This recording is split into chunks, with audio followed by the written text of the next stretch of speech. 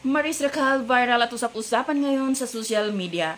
Mga netizen napahanga at napawaw. Hi everyone! This is Manay Gina and welcome back sa aking YouTube channel. So guys, for today's video, ayun nga, pag-usapan natin si Maris Racal kasi sobrang viral siya ngayon. Pinag-uusapan siya ng mga netizen at sobrang daming napahanga sa kanya.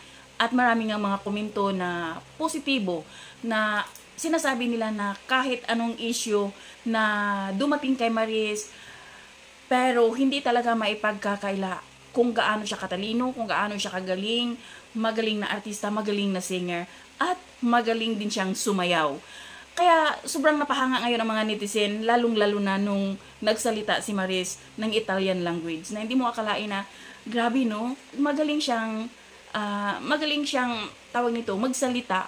Although marami din namang mga negatibong komento na nagsasabing, siyempre pinag-aralan niya yan, siyempre, may script na.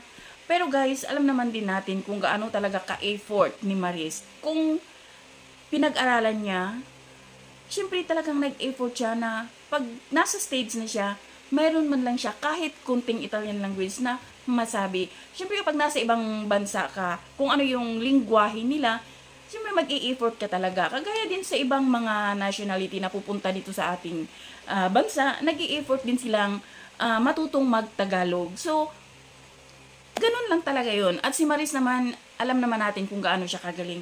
At grabe, saludo kay Maris. Sobrang napakagaling talaga at mapawaw ka talaga.